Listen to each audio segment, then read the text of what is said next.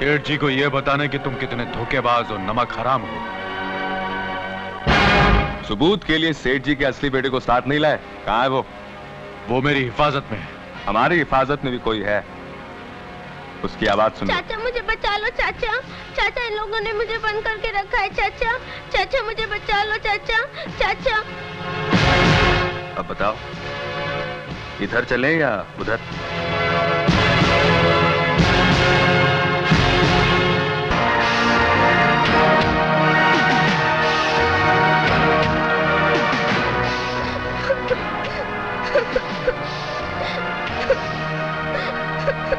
मुन्नी, मुन्नी!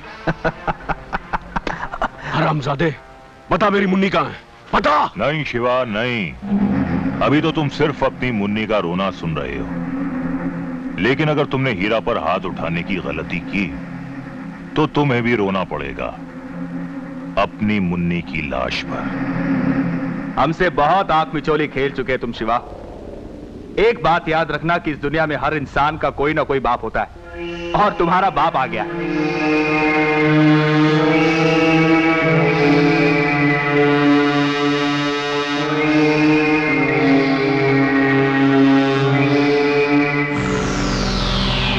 क्या बात है शिवा, हमें देखकर पसीना क्यों छलक आया तुम्हारे माथे पर? अचानक तुम्हारे चेहरे का यह रंग क्यों उड़ गया? इसलिए कि मैंने सपने में भी नहीं सोचा था कि कभी जिंदगी में चेहरा मेरे सामने होगा। इसका मतलब यह है कि औरों की तरह तुमने भी हमारी मौत की झूठी खबर सुन रखी थी।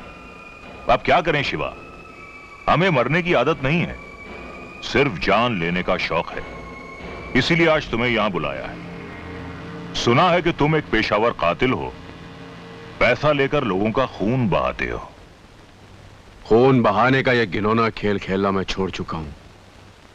शिवा, जुर्म की दुनिया से ताल्लुक रखने वालों की कोई कमजोरी नहीं होनी चाहिए, जबकि तुम्हारी है।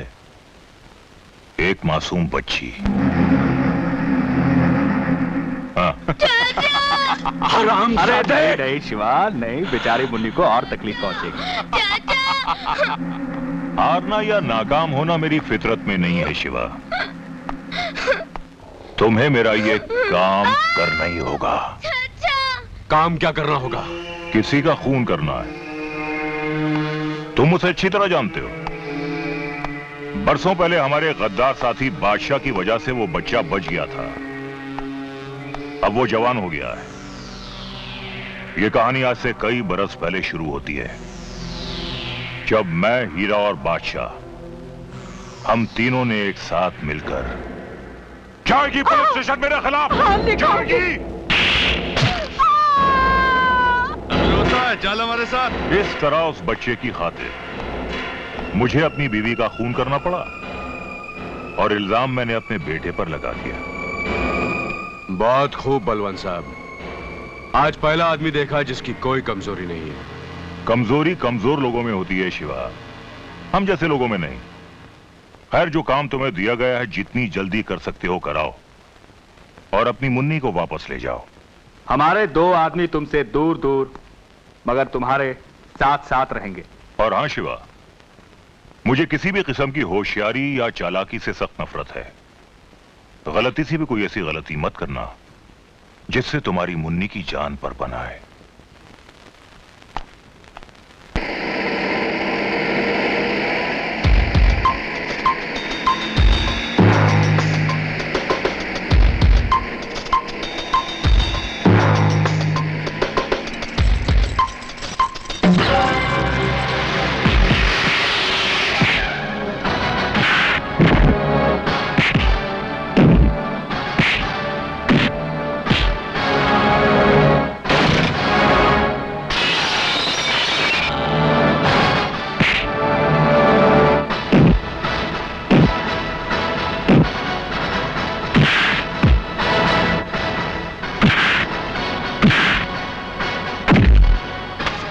मुझे माफ कर दीजिए, मैं अपनी औकात भूल गया था, इसलिए मैंने हीरा अंकल के साथ बदतमीजी की। लेकिन अब मैं आप लोगों की हैसियत जान चुका हूं। जब आपने शिवा जैसे आदमी की ऐसी तैसी कर दी तो मैं किस खेत की गाजर हूँ? अरे गाजर नहीं, मूली मूली। अरे एक ही तो बात है। हाँ। बलवंत साहब मुझे माफ कर दीजिए, मुझे कोई दौलत जायदाद नहीं चाहिए। अरे मुझको उनकी बेटी भी नहीं चाहिए। ये हुई ना बात, यही ठहरो, मैं जायदाद के कागजात तैयार करके लाता हूँ, हिलना नहीं। नहीं हिलूंगा, मैं बैठ सकता हूँ? Thank you.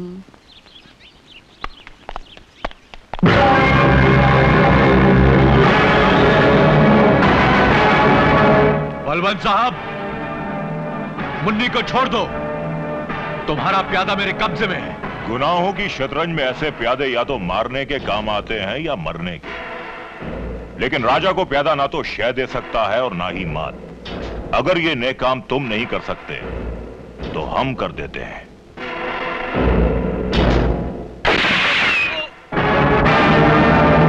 यही तो मैं चाहता था बलवंत साहब, कि तुम्हारे हाथों एक और खून हो, जिसका चश्मदीद गवाह सिर्फ मैं अकेला नहीं बल्कि पूरा पुलिस डिपार्टमेंट हो।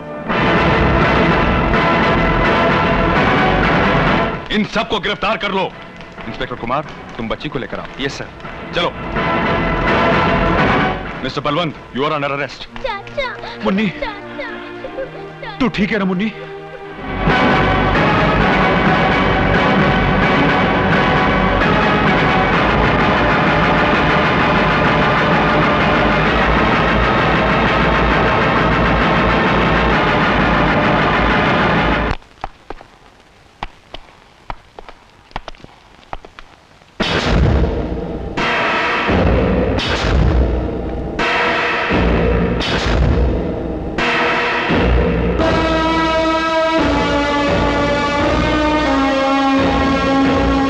क्यों किया तूने ऐसा? बोल हरामजादे, क्यों फंसाया मुझे? आखिर ऐसा कौन सा राज है जो तेरे चेहरे पर मुस्कुराहट बनकर फैला हुआ है? बोलता क्यों नहीं कमीने? बता। वही बताने आया हूं आज।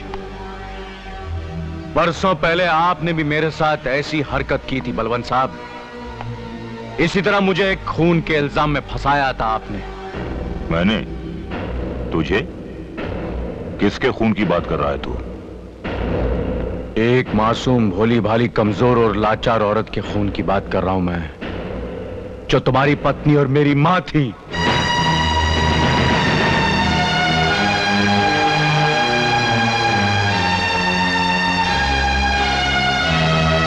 तू मेरा बेटा?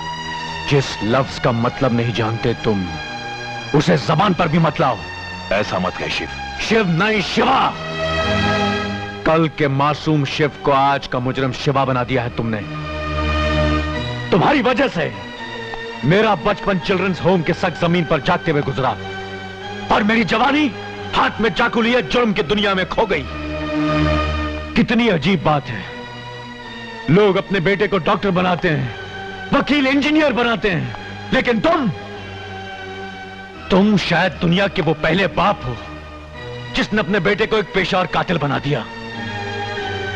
बरसों पहले जो नफरत का बीज तुमने बोया था, आज उसी की फसल काट रहे हो तुम। अच्छा, तो उस बात का बदला ले रहा है तू?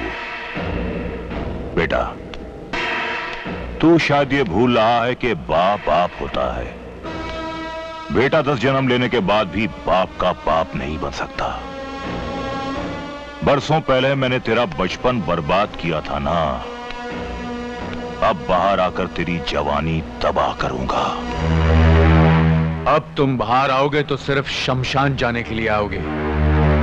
फांसी का फंदा तैयार हो चुका है। दुनिया में अब तक ऐसी कोई रस्सी नहीं बनी जो बलवंत की गर्दन में फिट होकर फांसी का फंदा बन सके। और हां, जो फांसी का फंदा तूने मेरे लिए तैयार किया है, उसे अगर बाहर आकर तेरी गर्दन में नहीं फंसाया तो मैं भी तेरा बाप नहीं।